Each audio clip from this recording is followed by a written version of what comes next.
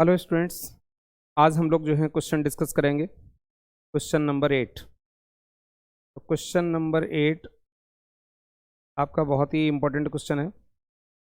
जैसा कि आप देख रहे हैं कि यहाँ पर लिखा हुआ है कि the following is the balance sheet of sick limited as on 31 March. और बैलेंस शीट में यहाँ पर हमारे पास दिया हुआ है 13% के क्यूमुलेटिव प्रेफरेंस शेयर हैं 1,00,000 रुपए के। इक्विटी शेयर 7 lakhs के हैं, डिवेंचर 3 lakhs के, करेंट लाइबिलिटी 39 lakhs की, प्रोविज़न फॉर टैक्सेशन ये 3 lakhs का दिया हुआ है। और इसी प्रकार से फिक्स एसेट्स है, करेंट एसेट्स गिवन है, प्रॉफिट एंड लॉस अकाउंट। तो यहाँ पर बात दी हुई है कि प्रॉफिट एंड लॉस अकाउंट हमारा गिवन है किधर, एसेट साइड में। इसका मतलब है कि ये पुराने लॉसेस हैं।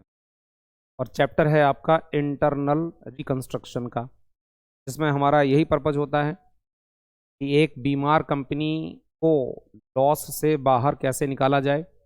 इट मीन्स उसके जो पुराने लॉसेस चले आ रहे हैं, हाउ टू राइट ऑफ, उन्हें राइट ऑफ कैसे किया जाए। ठीक है, तो यहाँ पर बेटा क्वेश्चन में टोटल हमारी बैलेंस शीट 53 lakhs की है। अब इंटरनल रिकंस्ट्रक्शन के लिए बेटा यहाँ पर जो है कुछ एडजस्टमेंट गिवन है, जैसा कि आप पिछले 1-2 क्वेश्चन में थोड़ा सीख भी चुके हैं। इस क्वेश्चन में आप बहुत कुछ सीखेंगे। मान के चलिए लगभग इसी लेवल का क्वेश्चन आपको एग्जाम में देखने को मिलता है। क्या कह रहे हैं, fix assets are to be written down. Fix assets are to be written down by 33.33%, यानी बात हो रही है 1/3 की। 1/3 एसेट्स हमारी रिटन डाउन। तो आपने इससे पहले वाले लेक्चर्स में ये सीखा हुआ है कि बेटा जी जब जब हमें किसी भी ट्रांजैक्शन की वजह से प्रॉफिट होगा तो कैपिटल रिकंस्ट्रक्शन क्रेडिट होगा, यानी रिकंस्ट्रक्शन अकाउंट क्रेडिट होगा। जब जब हमें किसी ट्रांजैक्शन में लॉस होता हुआ नजर आएगा, ये सिंपल सा फंडा है, तो रिकंस्ट्रक्शन अकाउंट हमारा डेबिट होगा। ठीक है, इस बात को थोड़ा याद रखिए। वैसे भी आप जानते हैं कि प्रॉफिट का बैलेंस क्रेडिट होता है और लॉस का बैलेंस डेबिट होता है। सेकंड में बी पार्ट में लिखा है current assets are to be revalued. और करेंट एसेट्स हमारी 27 lakhs की रिवैल्यूड हुई है, जबकि वो भी बैलेंस शीट में कितनी गिवन है, देख रहे हैं आप कितनी गिवन है, 35 lakhs। यहाँ पर भी लॉस हो रहा है बट नो प्रॉब्लम। आगे लिखा कि preference share holder decided to forgo their rights to arrear of the dividend which are in the arrear for 3 years। कह रहे हैं कि प्रेफरेंस शेयर होल्डर को पिछले 3 साल से डिविडेंट नहीं मिला है और वो डिविडेंट राइट ऑफ कर दिया गया, फॉरगो कर दिया गया, यानी प्रेफरेंस शेयर होल्डर ने उसको छोड़ दिया। उन्होंने बोल दिया कि भाई कंपनी की पोजीशन खराब है, तो चलिए मैं इतनी हेल्प कर सकता हूं कि मुझे पिछले 3 साल का डिविडेंट नहीं चाहिए। अब स्टूडेंट यहां पर यह सोचता है कि सर जी ये तो बेनिफिट हो गया, चलो कैपिटल रिकंस्ट्रक्शन अकाउंट को मैं क्रेडिट करूं। मैंने कहा नहीं बेटे, इसको मुझे क्रेडिट नहीं करना। यहाँ पर प्रेफरेंस शेयर होल्डर ने जो भी डिविडेंड छोड़ा है मुझे उससे कोई फ़ायदा नहीं हो रहा है। अगर आपने पूछा बेटा क्यों नहीं हो रहा सर, तो ज़रा देखो हमारे क्वेश्चन में यानी हमारी बैलेंस शीट में लाइबिलिटी साइड में ज़रा देखो, लाइबिलिटी साइड में कहीं पर भी ऐसा दिया है arrear of preference dividend liability के रूप में बैलेंस शीट में कहीं लिखा है? कहीं नहीं लिखा है। तो सिंपल सी बात है, वो हमारी एक प्योर लाइबिलिटी नहीं थी, वो एक प्रॉमिस था कि ठीक है भाई प्रॉफिट होगा तो हम डिविडेंड देंगे। अगर preference dividend arrear of preference dividend के नाम से बैलेंस शीट में गिवन होता, फिर प्रेफरेंस शेयर होल्डर छोड़ देता तो बेनिफिट होता और मैं इसकी एंट्री बनाता। बट इस केस में हम इसकी कोई एंट्री नहीं बनाएंगे, यानी ये लाइन एग्जाम में, ये एडजस्टमेंट एग्जाम में आपको कंफ्यूज करने के लिए गिवन है, तो इसका कोई ट्रीटमेंट नहीं होगा। याद रखिएगा। डी वाले पॉइंट में लिखा है the taxation liability of the company is settled at 4 lakhs, यानी इनकम टैक्स की हमारे ऊपर एक लाइबिलिटी थी जो 4 लाख रुपए में सेटल कर दी गई। And the same is paid immediately, जिसे तुरंत पे भी कर दिया गया। जबकि बैलेंस शीट में देखो बेटा कितना लिखा है, हमारे पास टैक्स प्रोविजन, हमारे पास बेटा जी टैक्स प्रोविजन 3 लाख रुपए का दिया है, जबकि लाइबिलिटी सेटल हुई 4 लाख में। अब हो सकता है इनकम टैक्स डिपार्टमेंट ने 1 लाख रुपए की कोई पेनल्टी लगाई हो, कोई एक्सेस अमाउंट चार्ज किया हो बिकॉज ऑफ डिले। तो यहाँ पर हम 4 लैक्स की एंट्री बनाएंगे। कैसे बनाएंगे अभी देखेंगे, अभी जस्ट क्वेश्चन डिस्कस कर लें। आगे लिखा, one of the creditor of the company to home the company owes 25 lakhs decided to forgo 50% of his claim. मतलब हमारी कंपनी का एक क्रेडिटर था, जिस क्रेडिटर से हमने 50 लैक्स का, नहीं सॉरी 25 लैक्स का ओज, एक तरह से कर्ज ले रखा है, कोई गुड्स वगैरह परचेज किया होगा उधार में। वो क्रेडिटर इस बात के लिए तैयार हो गया कि वो 50% आपका क्लेम, यानी एक तरह से 12,50,000 वो छोड़ने के लिए तैयार है।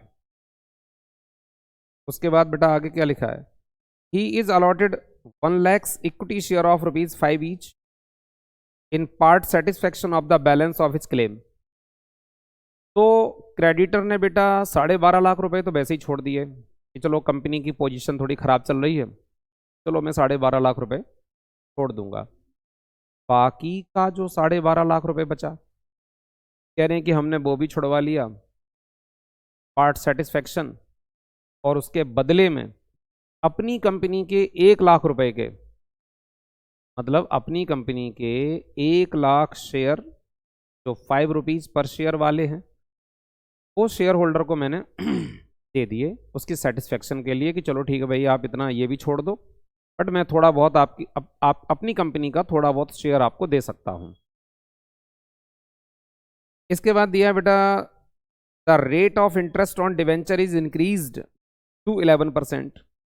The debenture holder surrender their debenture of ₹100 each and exchange the same for fresh debenture of ₹75 each. अब पॉइंट आता है कि जो हमारी कंपनी के डिवेंचर होल्डर हैं, कंपनी ने डिवेंचर होल्डर से भी थोड़ी रिक्वेस्ट की कि देखो भाई कंपनी की पोजीशन थोड़ी ख़राब चल रही है, हम इंटरनल रिकंस्ट्रक्शन में जा रहे हैं, कंपनी को दोबारा से खड़ा करने की कोशिश कर रहे हैं, इसमें आप भी थोड़ी मदद कीजिए।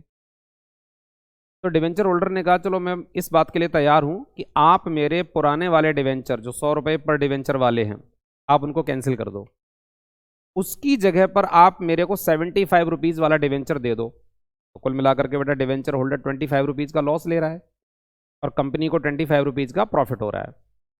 लेकिन तो हमारा भी, कंपनी का भी तो कुछ फर्ज बनता है, चलो डिवेंचर होल्डर के लिए भी कुछ किया जाए। तो हमने यहाँ पर डिवेंचर होल्डर का जो इंटरेस्ट का रेट था वो मैंने 11% कर दिया, जबकि बैलेंस शीट में आप देखें पुराने वाले डिवेंचर किस रेट में हैं। आप देख रहे हैं पुराने वाले डिवेंचर ₹8 के रेट से दिए, 8% के रेट से दी। तो कहने का मतलब हुआ बेटा जी कि मैंने 8% वाले डिवेंचर कैंसिल कर दिए, उसकी जगह पर न्यू वैरायटी 11% वाली इशू कर दी, बट ₹100 का नहीं, 75 का। तो बीच में जो ₹25 का जो डिफरेंस आ गया, तो वो हमारी कंपनी के लिए प्रॉफिट है, हो जाएगा टू रिकंस्ट्रक्शन अकाउंट में, टू रिकंस्ट्रक्शन अकाउंट में। इसके बाद फटाफट आगे बढ़ते हैं। जाहिर सी बात है बेटा जी, हम लोग पढ़ रहे हैं कॉर्पोरेट अकाउंट यानी कंपनी अकाउंट। क्वेश्चन बड़े बड़े होते हैं, टाइम लगने वाला है, कोशिश करेंगे क्वेश्चन जल्दी से कंप्लीट हो। आगे लिखा, existing equity and preference share are reduced. Existing जो पुराने इक्विटी शेयर और प्रेफरेंस शेयर हैं वो रिड्यूस कर दिए गए, यानी इक्विटी आ गया ₹5 पर और प्रेफरेंस आ गया 75 पे। देखते हैं बैलेंस शीट में पुराने किस पोजीशन पे हैं। पुराने वाले बेटा जी प्रेफरेंस शेयर हैं ₹100 के, यहाँ पर मेरे को ₹25 का बेनिफिट हो रहा है, और इक्विटी शेयर 10 वाले हैं वो 5 पर आ गए। मतलब शेयर होल्डर इस बात के लिए तैयार हो गया कि आप मेरे पुराने वाले शेयर कैंसिल कर दो, बदले में मेरे को ₹5 वाला इक्विटी दे दो। तो ₹5 का यहाँ पर भी बेनिफिट हो गया। क्वेश्चन हमने पूरा पढ़ लिया। अब बेटा जी जैसे कि आपने पिछले लेक्चर्स में आपने ये सीखा है और मैंने बोला भी होगा कि हम सबसे पहले वो वाली एंट्री ट्राई करते हैं जहाँ जहाँ पर मेरे को बेनिफिट हो रहा है।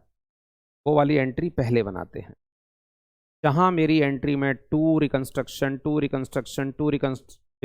आ जाए, यानी मेरे पास एक ढेर सारा बेनिफिट इकट्ठा हो जाए।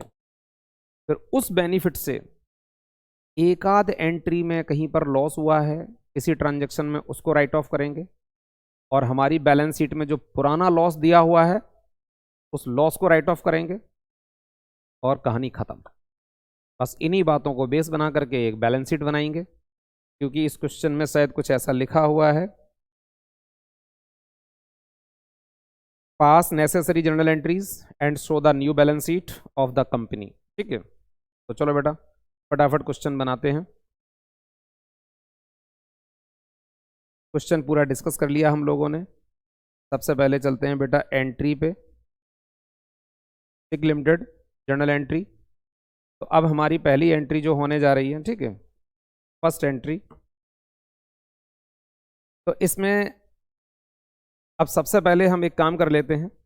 जो बेटा इक्विटी शेयर होल्डर ने, ठीक है, और प्रेफरेंस शेयर होल्डर ने जो यहाँ पर पैसे छोड़े हैं, तो कुल मिलाकर के उसका बेनिफिट हम पूरा ले लेते हैं यहाँ पर। ठीक है, तो एंट्री हमारी आ गई यहाँ पर,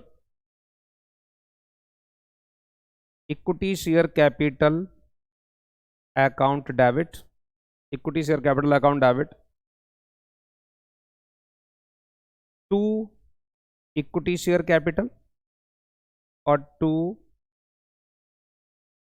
रिकंस्ट्रक्शन अकाउंट, रिकंस्ट्रक्शन अकाउंट कहिए, टू कैपिटल रिकंस्ट्रक्शन कहिए। ठीक है, चलिए अब इसमें बात कर लेते हैं बेटा, हमारे इक्विटी शेयर पुराने कितने के थे बैलेंस शीट में हमारे पुराने कितने के थे,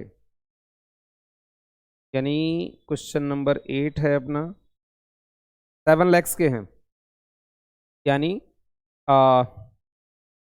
7 लैक्स के हैं। 7 लैक्स का मतलब कितना हो गया बेटा, 70,000 शेयर्स, 70,000 शेयर। ठीक है, तो पहले कहानी कुछ ऐसे थी बेटा, 70,000 शेयर थे 10 रुपए वाले, ये 7 लाख रुपए के मैंने डेबिट कर दिए, और न्यू इशू कर दिए 70,000 ₹5 वाले, जो 35,000 रुपीज़ के इशू हो गए, यानी 35 नहीं 3,50,000।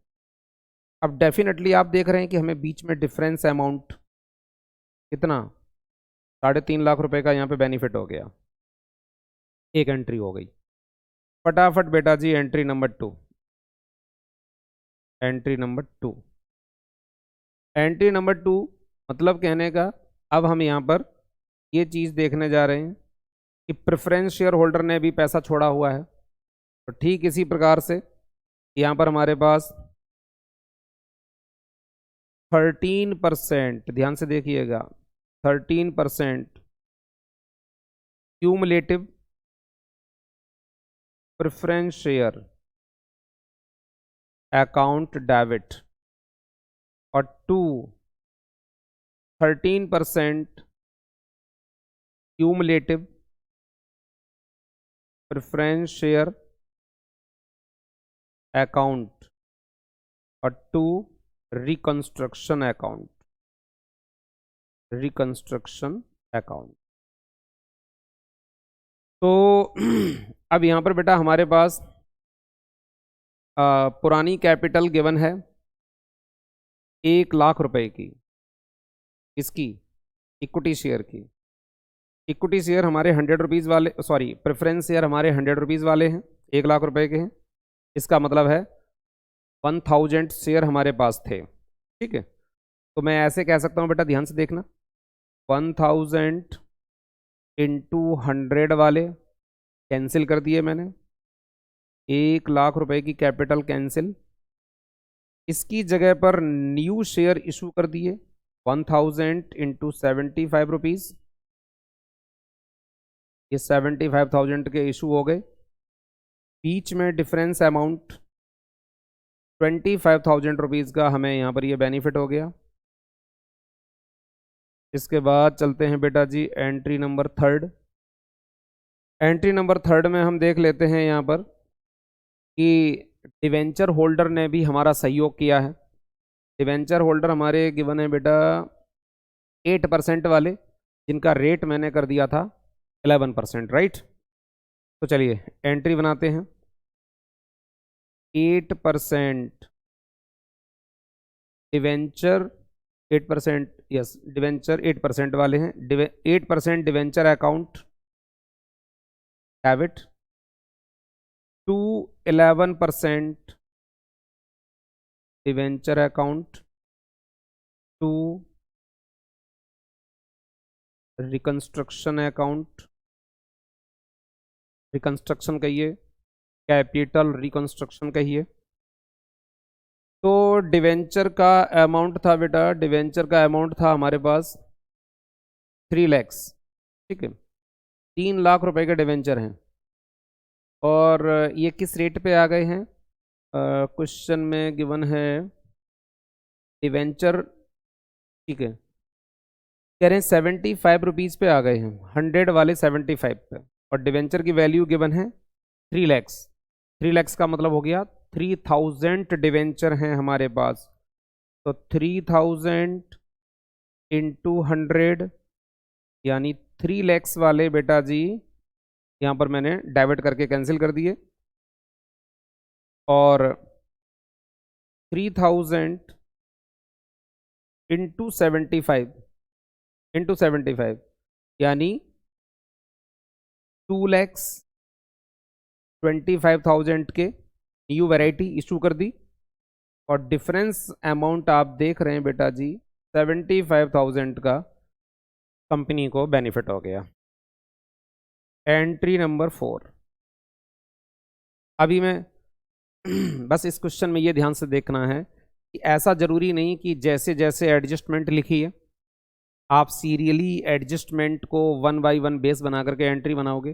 पहले पूरा क्वेश्चन पढ़ लो और देख लो वो कौन कौन सी एंट्रीज हैं प्रॉफिट वाली, जहाँ से मुझे प्रॉफिट हो रहा है।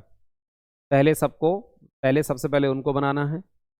जब अच्छा खासा प्रॉफिट इकट्ठा हो जाएगा तभी हम लॉस को राइट ऑफ करने वाली एंट्रीज बना पाएंगे। तो एंट्री नंबर 4 में, अब एंट्री नंबर 4 में हम ले लेते हैं कि क्रेडिटर ने यहाँ पर जो है हमारे पास, क्रेडिटर ने अपना क्लेम छोड़ा हुआ है, राइट। क्रेडिटर यहाँ पर क्वेश्चन में गिवन है सन्ड्री क्रेडिटर गिवन है क्वेश्चन में।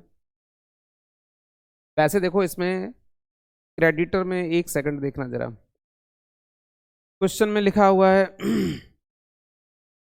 करंट लाइबिलिटीज गिवन है, ठीक है। करंट लाइबिलिटी गिवन है 39 लैक्स की।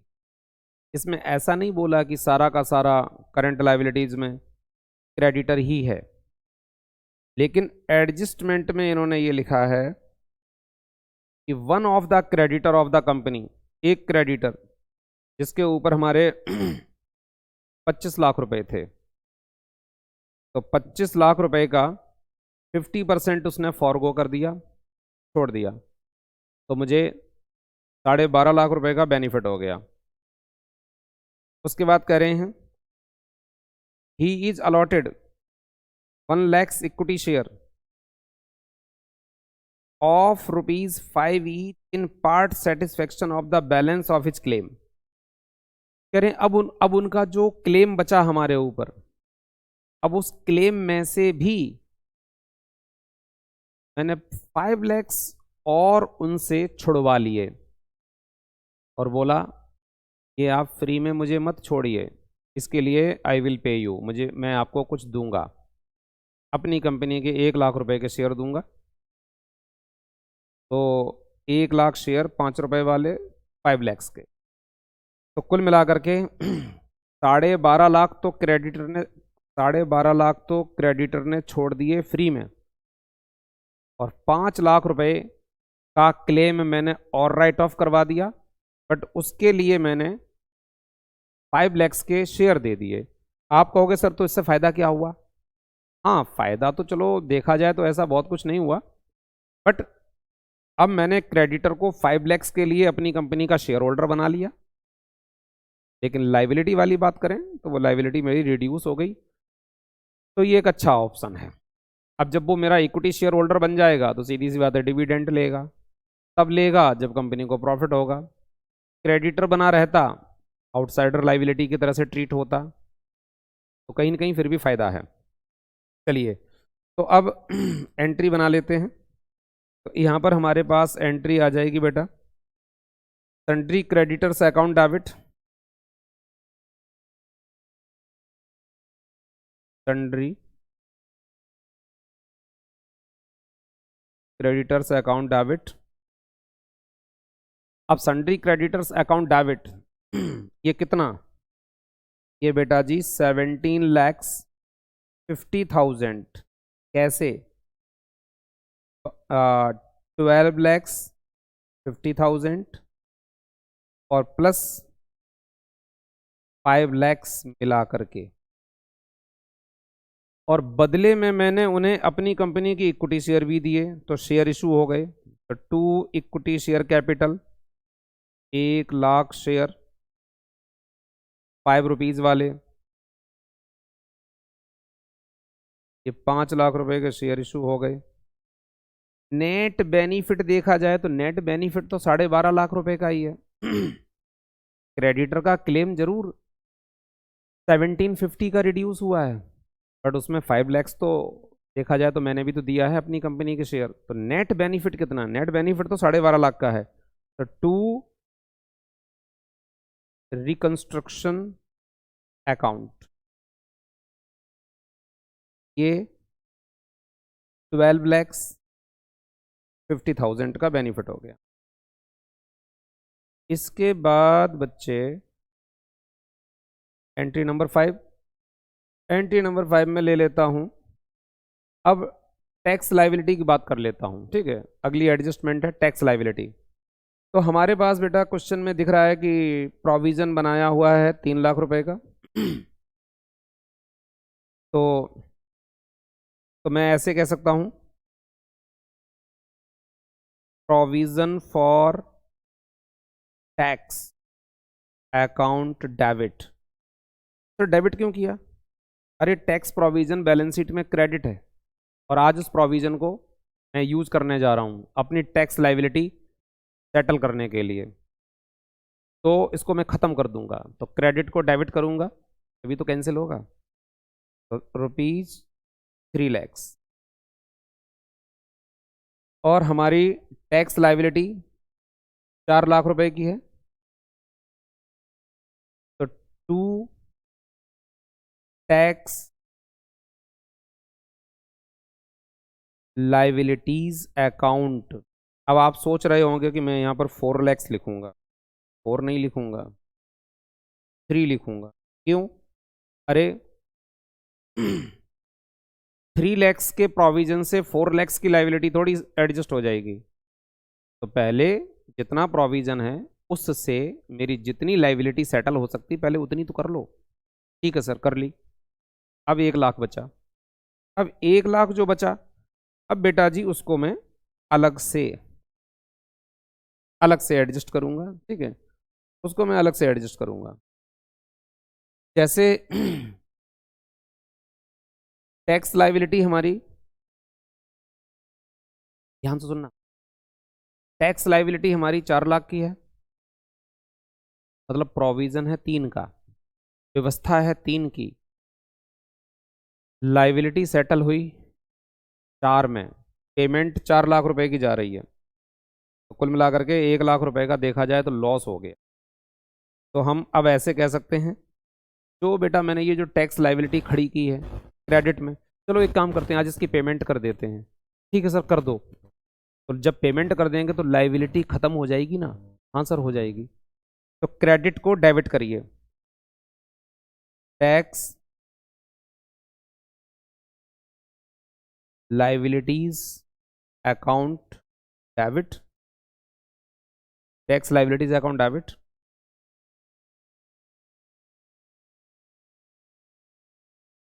रिकंस्ट्रक्शन अकाउंट डेबिट, और 2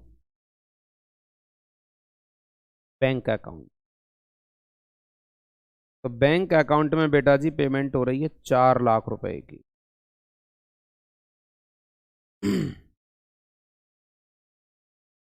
वैसे लाइबिलिटी 3 लाख रुपए की थी, 1 लाख एक्स्ट्रा देने पड़े।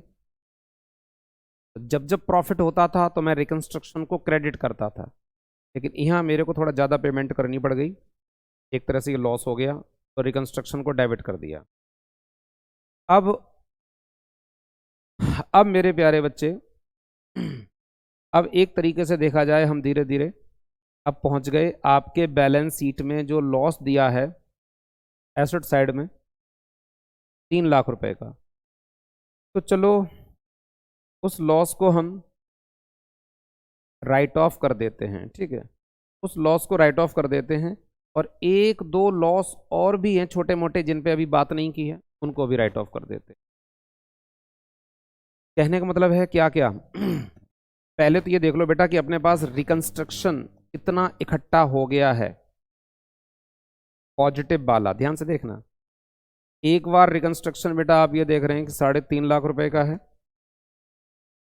फिर 25 का है, ठीक है, फिर 25 का है,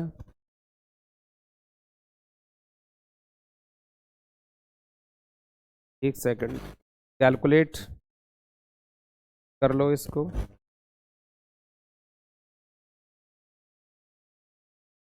कैलकुलेटर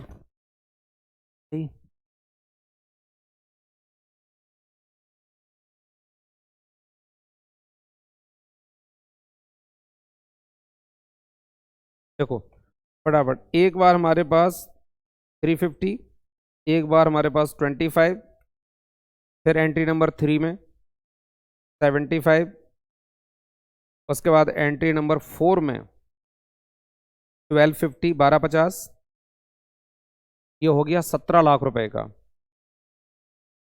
और एंट्री नंबर 6 में जाकर के निगेटिव जा रहा है 1 लाख रिकंस्ट्रक्शन, तो 17 लैक्स में से 1 लाख माइनस किया, तो नेट रिकंस्ट्रक्शन बचा 16 लैक्स का, 16 लाख रुपए का। अब मेरे प्यारे बच्चे, अब वो 16 लाख रुपए का जो रिकंस्ट्रक्शन है, आज मैं उसको यूज कर लेता हूं और अपने सारे लॉसेस को राइट ऑफ कर देता हूं। तो रिकंस्ट्रक्शन अकाउंट अभी तक क्रेडिट हो रहा है, अब मैं उसको डेबिट करके कैंसिल कर रहा हूं, डेबिट करके कैंसिल कर रहा हूं। तो एंट्री बनाई मैंने, रिकंस्ट्रक्शन अकाउंट डेबिट, कितना बच्चों, 16 लाख रुपए, to profit and loss account. भाई आपके पास प्रॉफिट एंड लॉस का डेबिट बैलेंस है जो एसेट साइड में डला हुआ है, एसेट्स का बैलेंस डेबिट होता है, तो डेबिट बैलेंस वहां पर पड़ा हुआ है। उस डेबिट बैलेंस को जब राइट ऑफ करूंगा तो सिंपल सी बात है, मेरे को क्या करना पड़ेगा, मुझे उसको क्रेडिट करना पड़ेगा। तो मैंने उसको क्रेडिट कर दिया, जो क्वेश्चन में कितना गिवन है, 3 लैक्स गिवन है, तो 3 लैक्स तो बेटा मैंने ये राइट ऑफ कर दिए। और आपके क्वेश्चन में उन्होंने बोला था कि आप 1/3 पहली एडजस्टमेंट 1/3 फिक्स एसेट्स को राइट ऑफ कर दो। अरे मैं अपनी फिक्स एसेट्स को राइट ऑफ कर रहा हूं, एसेट्स डेबिट होती है, राइट ऑफ कर रहे हैं तो क्रेडिट करनी पड़ेगी, तो 2 फिक्स्ड एसेट्स। तो हमारे पास फिक्स एसेट्स क्वेश्चन में गिवन है, फिक्स एसेट्स बेटा गिवन है हमारे पास 15 लाख की, 1/3 की बात करेंगे तो ये हो जाएगी 5 लैक्स की, ठीक है। तो 5 लैक्स तो मैंने ये राइट ऑफ कर दिए, 5 लैक्स ये राइट ऑफ कर दिए। इसके बाद मेरे बच्चे क्या था, करंट एसेट्स था शायद, क्या था, current assets are to be revalued, current assets 27 lakh रुपए की रिवैल्यूड हो रही है, जबकि क्वेश्चन में 35 लैक्स की गिवन है, 35 लैक्स की गिवन है, तो 8 लैक्स ये हो गए, यहाँ पर 8 लैक्स मुझे ये भी राइट ऑफ करने हैं, ठीक है। तो मैंने यहाँ पर लिया करंट एसेट्स, 8 लैक्स ये राइट ऑफ हो गए। आप कहोगे अरे सर ये तो बिल्कुल सेट बैठ गया, 16 ऊपर 16 यहाँ पर नॉर्मली ऐसे ही होता है, क्वेश्चन इसी तरह से सेट करके आपको दिया जाएगा। लेकिन हाँ, अगर बाई चांस यहाँ पर कुछ ऐसा होता कि राइट ऑफ करने वाले आइटम 15 लाख रुपए के होते, 15 लैक्स के, अभी भी आपके पास 1 लाख रुपए का रिकंस्ट्रक्शन का बैलेंस बचा हुआ है, तो that will be transfer in capital reserve account. तो यहाँ पर एक नीचे एंट्री डाल देता, to capital reserve account, right. लेकिन ये मत पूछना सर ऐसा भी हो सकता है कि हमारे पास रिकंस्ट्रक्शन का अमाउंट कम इकट्ठा हुआ जबकि लॉसेस राइट ऑफ करने के लिए मेरे पास ज़्यादा हैं। तो बेटा ऐसा नहीं होगा, क्योंकि जब डायरेक्टर कंपनी को रिकंस्ट्रक्शन में ले जाएगा तो भाई वो पूरी प्लानिंग के साथ, पूरी तैयारी के साथ इस काम में उतरता है कि हमारे पास वो पूरा अरेंजमेंट हो रहा है या नहीं हो रहा है, जिससे कि हम अपने सारे लॉसेस को राइट ऑफ करके और कंपनी को एक न्यूट्रल गियर में डाल करके छोड़ दें कि नो प्रॉफिट नो लॉस। और यहाँ से कंपनी फिर अच्छे से मेहनत करेगी और धीरे धीरे धीरे धीरे सक्सेस हो जाएगी। तो बेटा जी एंट्री बन गई सारी। और अब जल्दी से, वैसे देखो कभी कभी तो आपके एग्जाम में ध्यान रखना, आपके एग्जाम में क्वेश्चन इतना ही बड़ा आएगा, ठीक है, कि एंट्री बना दीजिए और क्वेश्चन हो गया फिनिश। लेकिन अब पॉइंट आता है मेरे बच्चे, कभी कभी क्वेश्चन आपके पास ऐसा भी आएगा जहाँ पर वो कहेंगे बैलेंस शीट बनाओ। तो आपको मालूम है कि बैलेंस शीट तो अब नए फॉर्मेट के हिसाब से बनती है। तो नया फॉर्मेट ये लो बेटा, ये रही आपके सामने बैलेंस शीट। लेकिन बैलेंस शीट से पहले आप जानते हो हमें क्या बनाने पड़ते हैं, वर्किंग नोट, जिन्हें आज की डेट में क्या बोलते हैं बेटा जी, नोट्स टू अकाउंट। ये रहे आपके नोट्स टू अकाउंट। मैं फटाफट बना देता हूँ, आप जल्दी से उनको ध्यान से समझते चलिए। ऐसे ही एग्ज़ाम में आपको लिखना पड़ेगा। तो हमारे पास में कुल मिलाकर के देखा जाए, इक्विटी शेयर हमारे पास जो हैं कितने के हैं, इक्विटी शेयर हमारे पास, equity share capital, equity share capital हमारे पास क्वेश्चन में एंट्री में देख लो एक बार। देखो हमने पुराने इक्विटी शेयर राइट ऑफ कर दिए थे, नए वाले इक्विटी शेयर रेज किए थे। तो नए इक्विटी शेयर हमारे पास 3.5 लाख रुपए के हैं, ठीक है, ध्यान से देखना। न्यू वाले इक्विटी शेयर हमारे पास 3.5 लाख रुपए के हैं। इसी प्रकार से अभी हम प्रेफरेंस शेयर की भी बात करेंगे, ठीक है। और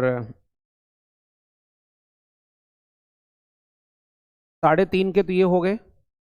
और ध्यान से सुनना, इसके बाद क्वेश्चन में आपने देखा था कि हमने क्रेडिटर को अपनी कंपनी के 1 लाख नए शेयर 5 रुपए वाले और इशू किए थे। तो कुल मिलाकर के 350 और 5 लैक्स यानी 850 के। तो हमारे पास बेटा जी जो बन रहे हैं इक्विटी शेयर, अभी तो वर्किंग नोट में जाना है। इक्विटी शेयर हमारे पास बन रहे हैं 350 प्लस 5 लैक्स के, ये मिला करके हो रहे हैं 8,50,000 के, 8,50,000 के। इसके बाद में अब बात कर लेते हैं प्रेफरेंस शेयर। प्रेफरेंस शेयर अपने पास कितने के हैं, जल्दी से एक बार एंट्री में ही चेक कर लो तभी बात बनेगी। Preference share entry number 2, preference share बेटा 1 लाख के थे, उसमें से 25,000 के शेयर होल्डर ने छोड़ दिए थे। फिर मैंने उसको जो न्यू इशू किए थे वो 75,000 के किए थे, जो आप देख रहे हैं एंट्री में, ठीक है। तो ये हमारे पास 13% क्यूमुलेटिव प्रेफरेंस शेयर 75,000 के। तो कुल मिलाकर के शेयर कैपिटल की बात करें तो 9,25,000 के हमारे पास इक्विटी शेयर हो गए। चलो जी, इसके बाद में अगर हम बात करें बेटा इस क्वेश्चन में रिजर्व एंड सरप्लस की, जो मैंने नोट्स 2 अकाउंट में दिखाया हुआ है, तो रिजर्व एंड सरप्लस का वर्किंग नोट पूरा छूट जाएगा, क्योंकि अपने क्वेश्चन में ऐसा कुछ भी दिया नहीं है। ठीक है, अगर मैं लॉन्ग टर्म बोरोइंग्स की बात करूं, लॉन्ग टर्म बोरोइंग्स, तो बेटा जी आपके पास 11, सॉरी यहाँ पे लिखना है 11% डिवेंचर हैं, 11% वाले डिवेंचर, 8% वाले हमने राइट ऑफ किए थे और बदले में उन्हें दे दिए थे 11% वाले डिवेंचर। देखो भाई जल्दी से कितने के हैं, ये रही आपकी एंट्री थर्ड, यानी मैंने 2,25,000 के डिवेंचर इशू किए हैं। तो ये डिवेंचर आ गए आपके 2,25,000 के। ठीक है, ये लॉन्ग टर्म बोरोइंग्स हो गया। शॉर्ट टर्म बोरोइंग्स अपने पास क्वेश्चन में कुछ है नहीं। उसके बाद में करेंट लाइबिलिटीज में अगर हम बात करें, करेंट लाइबिलिटीज में, ठीक है, तो हमारे पास में करेंट लाइबिलिटी बेसिकली, मैंने यहाँ पर ध्यान से देखना, मैंने यहाँ पर ट्रेड पेबल का एक वर्किंग नोट बनाया है। ट्रेड पेबल यानी क्रेडिटर, आप भी एग्जाम में बना सकते हो, लेकिन इस क्वेश्चन में नहीं। सर इस क्वेश्चन में क्यों नहीं? क्योंकि आपके बैलेंस शीट में ट्रेड पेबल या क्रेडिटर नहीं लिखा है, एडजस्टमेंट में लिखा है, जो टोटल करंट लाइबिलिटी में शामिल है। तो बेटर है कि हम करंट लाइबिलिटी वाला वर्किंग नोट बना लेते हैं। ठीक है, तो देखो हमारे पास बेटा जी करंट लाइबिलिटी थी 13 लैक्स की बैलेंस शीट में, 13 लैक्स की, जिसमें से उन्होंने माइनस कर दी थी, कितनी माइनस कर दी थी? 12,50,000 रुपये छोड़ दिए थे। फिर मैंने 1 लाख मतलब 5 लैक्स के हमने इक्विटी शेयर इशू करके 5 लैक्स का क्लेम उनसे और माफ करवा लिया कि भाई आप लाइबिलिटी का क्लेम खत्म कर दो, बदले में आप इक्विटी शेयर ले लो। तो अगर मैं इसकी एडजस्टमेंट करूं तो अपने पास करंट लाइबिलिटी के रूप में देखा जाए बेटा जी 21,50,000 रुपये बचा, 21,50,000 बचा। लॉन्ग टर्म प्रोविजन क्वेश्चन में कोई है नहीं, ठीक है, तो ये भी नहीं बनाएंगे। शॉर्ट टर्म प्रोविजन नहीं है। हाँ, टेंजेबल एसेट्स अपने पास जरूर है।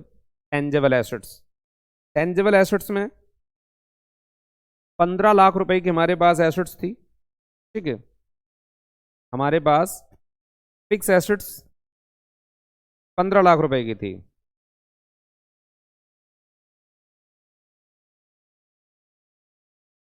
$15 की, जिसमें से -1/3 5 लाख रुपए की राइट ऑफ हो गई थी। कितनी बची? 10 लैक्स की टेंजेबल एसेट्स बची हुई है। ऐसे ही मेरे प्यारे बच्चे करंट एसेट्स में भी, करंट एसेट्स में भी हमारे पास इंटेंजिबल एसेट्स कोई है नहीं, जैसे goodwill, patent, trademark, copyright. Inventory question में है नहीं। ट्रेड रिसीवेबल, डेटर क्वेश्चन में है नहीं। कैश एंड कैश इक्विवेलेंट की बात कर लूंगा, बात कर लूंगा तो यहां पर हमारे पास करंट एसेट्स क्वेश्चन में 35 लैक्स का गिवन है, और उसमें से मैंने राइट ऑफ कितना कर दिया करंट एसेट्स में चला जाता हूं एक बार को। Intangible assets, inventory, trade receivable, other current assets, और बेसिकली यहां तक। ठीक है, तो अब एक बात ध्यान देना, जैसे कैश एंड कैश इक्विवेलेंट है, ध्यान से सुनो, कैश एंड कैश इक्विवेलेंट है, ये करंट एसेट्स है। Short term loan and advances, ये भी करंट एसेट्स है। अदर करंट एसेट्स, ये भी करंट एसेट्स है। कहने का मतलब है कि अपने क्वेश्चन में बैलेंस शीट में एक शब्द लिख दिया करंट एसेट्स, उसकी डिटेल गिवन नहीं है, बट हमने यहाँ पर जो है नोट्स टू अकाउंट थोड़ा डिटेल में बना दिया। ये तो बड़ी अच्छी बात है, अगर क्वेश्चन छोटा आ जाए एग्जाम में तो मुझे बहुत सारे पॉइंट अलग अलग शो नहीं करने पड़ेंगे। तो आप ये मान के चलो कि मैं यहाँ पर जो वर्किंग नोट बना रहा हूँ तो करंट एसेट्स के नाम से ही बना देता हूँ, करंट एसेट्स के नाम से ही बना देता हूँ। हमारे पास करंट एसेट्स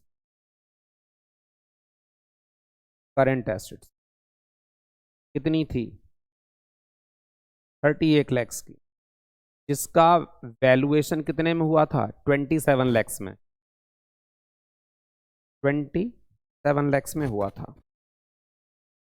अच्छा 38 की कहाँ है यार, 35 की, 35 करंट एसेट्स है 35 की, वैल्यूएशन हुआ 27 में, तो 8 लैक्स का ये राइट ऑफ हो गया। करंट एसेट्स बची बेटा जी 27 की, ध्यान से देखना, 27 की ये बची, लेस पेमेंट। अब देखो मैंने यहां पर शब्द यूज किया पेमेंट, मैं ये भी बोल सकता था कैश पेमेंट। कैश पेमेंट इसलिए नहीं बोल रहा हूं कि आजकल मोस्टली ट्रांजैक्शंस बैंक के थ्रू होती हैं, और आपने एक शब्द तो पढ़ा ही होगा, कैश एंड कैश इक्विवेलेंट, और वो हमारी क्या है? Current assets. अब आप ये कह लो बेटा करंट एसेट्स में से जो 27 लैक्स की बची है, इसमें हमारा कैश और बैंक भी इंक्लूड है,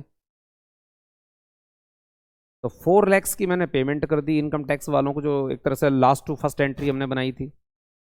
तो बेटा जी 4 लाख रुपए की पेमेंट कर दो टैक्स लाइबिलिटी की। अब अपने पास फाइनली बचा 23 लैक्स, 23 लैक्स, ये अपने पास फाइनली बचा 23 लैक्स। तो बेटा जी वर्किंग नोट आपके बन के हो गए सारे तैयार। अब 1 मिनट का काम है जस्ट बैलेंस शीट में चीज़ों को पुटअप करने का, ठीक है। जब एग्जाम में वर्किंग नोट बन जाएंगे फिर टाइम नहीं लगता है, ठीक है। तो इनमें आप अपना सीरियल नंबर भी देते जाना, जो मैं यहाँ नहीं लिखूंगा, ठीक है, क्योंकि मैंने बीच बीच में कई एक सीरियल छोड़े हैं जो अपनी बैलेंस शीट में गिवन नहीं है। तो आप जब वर्किंग नोट बनाएं, मैंने तो कंप्लीट फॉर्मेट बना के रखा हुआ है जिसमें कुछ भी नहीं छूट रहा है। एग्जाम में आप अच्छे से क्वेश्चन पढ़ना, क्वेश्चन पढ़ने के बाद देखना कौन कौन से वर्किंग नोट की रिक्वायरमेंट आ रही है, बस फटाफट वही बनाओगे, बाकी के क्यों लिखोगे। तो हमारे पास एक तो शेयर होल्डर फंड में मेरे पास क्या आ गया बेटा जी? शेयर कैपिटल आ गया, इक्विटी प्लस प्रेफरेंस दोनों मिला करके जो आप देख रहे हैं, हमने अभी कैलकुलेट किया था 925, 9,25,000। उसके बाद फिर हमारे पास नॉन करंट लाइबिलिटी में, नॉन करंट का मतलब लॉन्ग टर्म का मतलब बैंक लोन और डिवेंचर। तो हमारे पास यहाँ पर बेटा जी 11% वाले डिवेंचर हैं जिनकी वैल्यू 2,25,000 है आपके वर्किंग नोट में।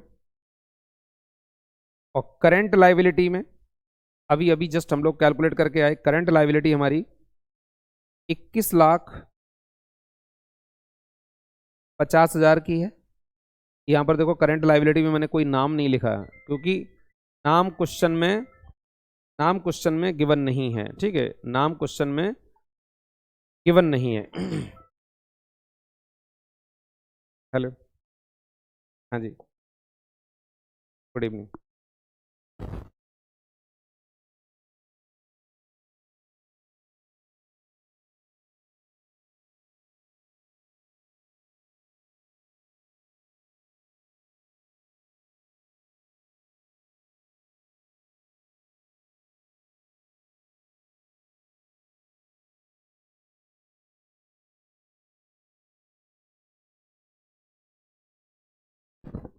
तो यहाँ पर हमने बेटा करंट लाइबिलिटी में चीज़ों को नाम नहीं दिया क्योंकि नाम क्वेश्चन में बैलेंस शीट में कुछ गिवन ही नहीं है, जैसे इन्वेंट्री हो गया, ट्रेड रिसीवेबल हो गया, कैश एंड कैश इक्विवेलेंट हो गया, तो सीधा लिख दिया 21,25,000। और इसका अगर अब हम यहाँ पर जैसे आप देख रहे हैं नीचे लिखा है total equity and liability, total equity and liability, अगर इसका टोटल करें तो टोटल हमारी बैलेंस शीट जा रही है 33 लैक्स की, ठीक है, 33 लैक्स की। अब फटाफट इसी प्रकार से, अच्छा एक सेकंड, अभी मैंने करंट एसेट्स के बारे में डिस्कस कर दिया, जस्ट करंट लाइबिलिटी को चेक करना है बेटा, करंट लाइबिलिटी को चेक करना, एक मिनट। करंट लाइबिलिटी का वर्किंग नोट,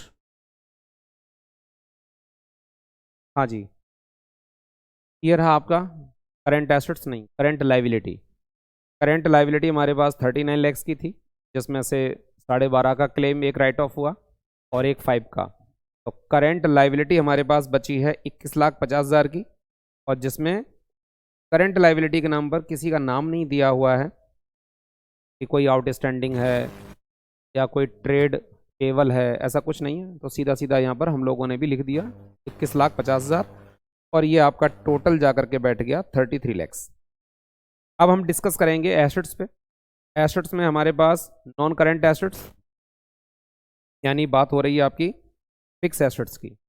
तो फिक्स एसेट्स में अभी वर्किंग नोट बनाया था कि हमारे पास 15 लाख रुपए की फिक्स एसेट्स थी, और जिसमें से 1/3 यानी 5 लैक्स राइट ऑफ हो गया था। तो बेटा जी फिक्स एसेट्स हमारे पास कितनी बची थी? 10 लैक्स की। अब इस फिक्स एसेट्स में भी कोई नाम नहीं गिवन है, जैसे बिल्डिंग, प्लांट, मशीन, फर्नीचर, ऐसा कुछ होता शायद मैं उसको यहाँ पर कुछ मेंशन करता। उसके बाद में आ जाता है अपने पास फिक्स एसेट्स में के बाद में करंट एसेट्स, 2 पॉइंट में ही पूरी बात खत्म। लेकिन हाँ, फिक्स एसेट्स में आप इतना लिख सकते हो कि अपने पास टेंजिबल एसेट्स दी हुई है, टेंजिबल, ठीक है, ये आप लिख सकते हो। टेंजिबल एसेट्स हमारे पास 10 लाख रुपए की है। करंट एसेट्स अपने पास, करंट एसेट्स कितनी हैं? एक सेकंड, करंट एसेट्स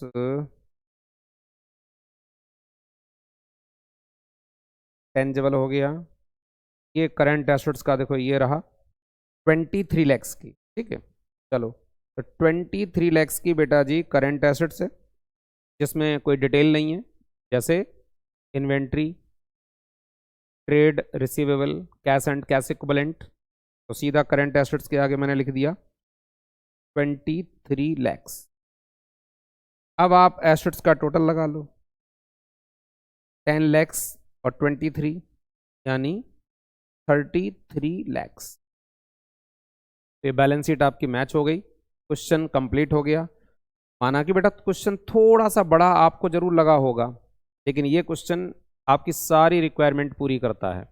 अगर आप इस क्वेश्चन को with entry, working note and balance sheet पूरा कंप्लीट बना करके तैयार करते हो, तो मैं समझता हूँ कि इस चैप्टर से ऐसा कोई क्वेश्चन नहीं आ सकता है जो एग्ज़ाम में आपसे ना बने। तो बेटा जी अच्छे से इस क्वेश्चन की 1 बार 2 बार 4 बार प्रैक्टिस करो बढ़िया से, पूरा कॉन्सेप्ट क्लियर करके, और नेक्स्ट लेक्चर में ऐसा ही कोई और अच्छा क्वेश्चन आपके लिए मैं रिकॉर्ड करूँगा। ओके बेटे, ऑल द बेस्ट।